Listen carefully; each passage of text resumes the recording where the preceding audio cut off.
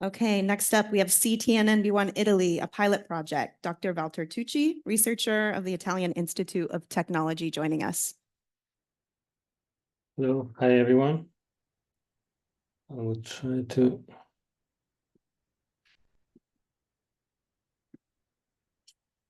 Can you see my presentation? Yes. Okay. So first of all, good afternoon, everybody. Thanks for the invitation. I'm sorry I wasn't able to come, but with many of you, we will see in just a few months. And okay, so as you know, as has been already said today, we have started a pilot project in Italy on the CTNNB1 syndrome. This just started, so we don't have results yet. So what I'm trying to do today is basically to summarize the strategy that we are using, which I've seen part of it has been already mentioned. And so what I'm trying to do is just to give you a bit of the motivation of why we are doing it and the way we are doing it.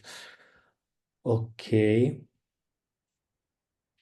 Okay, you should see the presentation on full screen now, right? Okay. Yes, we can see it. Yep.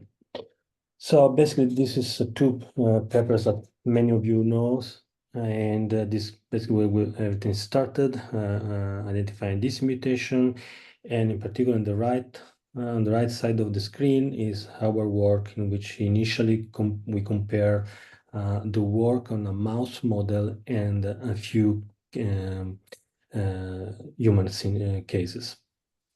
And at that time, this was the best tool we had, but now we can use many more tools, molecular tools, to increase this research.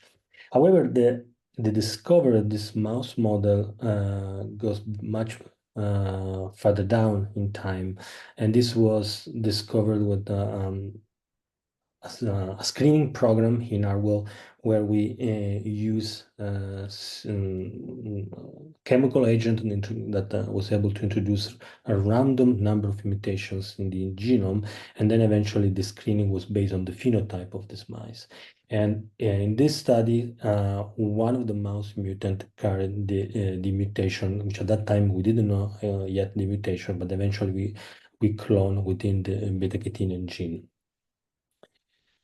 So this is basically the initial work. As you can see, it has been already mentioned. We have on one side the bat face mouse mutant, which carry a missense mutation, and in which basically we have seen no major change in the protein levels, but what we have seen in this mouse model with a single base pair change was able to compromise the addition with cadherin, which is this interesting molecules that is capable of improving the communication between cells, in particular in the neurons. The interaction between cadherin and beta-catenin is responsible for the kind of interaction two neurons might have. And in this study, what we have seen was that this particular cell phenotype was also causing a number of behavioral phenotypes, not only in terms of morphology, but also in terms of functional phenotypes, in particular the ability to respond to stimuli, the ability of the animals to perform in a motor task, but also the production of some vocalization, which are kind of phenotypes that usually we take in consideration when we study developmental behaviors. And later in life, this was also responsible for learning and memory and the ability to condition the animal to specific stimuli. Why I'm telling you all this story? Because basically most of our behaviors, most of our motor functions, which are dictated by the brain, are also linked to the capability of neurons to make network and to interact with each other. And this aspect of making a network and interacting is crucial because not only is important for clinical studies, but important for us in the lab to identify a clear-cut phenotypes. In particular, in this study, what we have seen is that some of the neuronal property of the phenotypes was quite reliable. And now we have more advanced tools in the lab in which we can put neurons on an array of multi-electrodes, and we can test exactly how these neurons communicate with each other. And this is also an electrophysiological phenotype that is associated with the capability of the neuronal network to learn, to discriminate a series of stimuli. So what next? As you have heard these days, I'm sure now we know a lot about the role of beta-catenin, and one thing that we know for sure is that the loss of function of beta-catenin is responsible for developmental behaviors, but the gain of function very often is associated with cancer. So we took the pathway of working on the effect on the developmental effect specific in the brain. And what we did as a first approach, since now we have a wide range of mutations, and each of these mutations might do different things to the cells, we're trying to use artificial intelligence to screen what is known in the literature on the effect of this mutation with the effect that we focus, which is the addition with the interaction with cadherin. And in particular, we are trying to use these tools to identify the molecular targets that can specifically combine the major number of the highest number of mutation with these phenotypes. And so far, we screen many libraries, and we identified until last year, we identified approximately 30 small molecules that can be tested in vitro.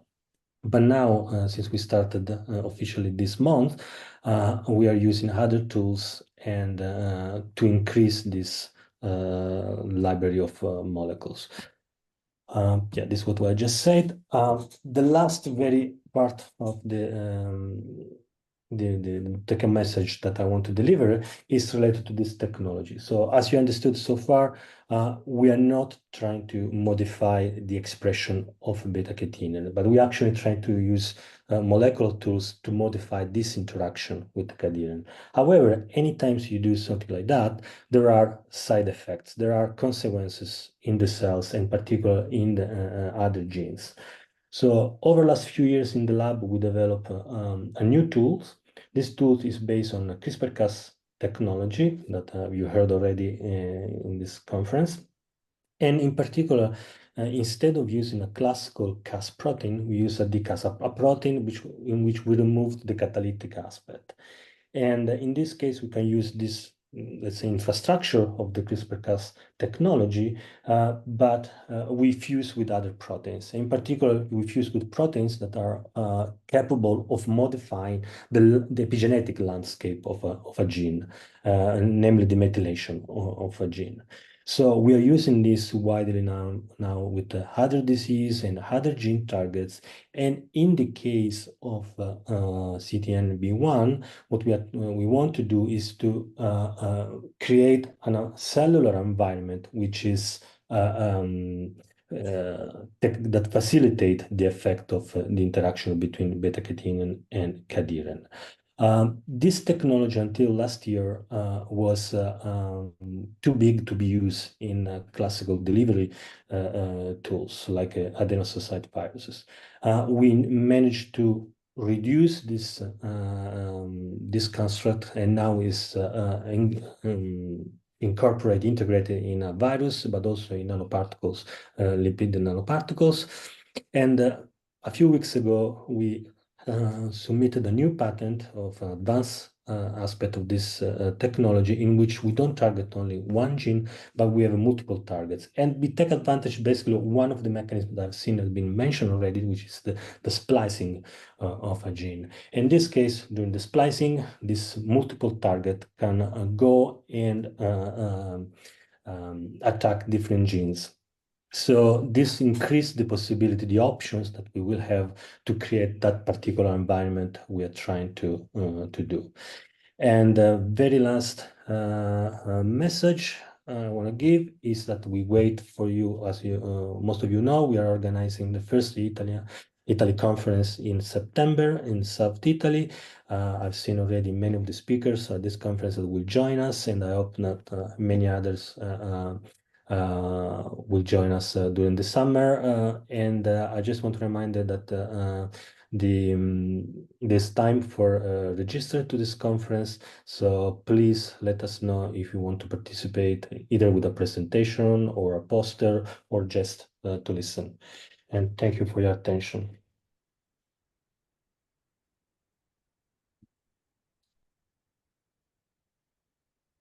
Thank you, Dr. Tucci, so much. Are there any questions for Dr. Tucci today?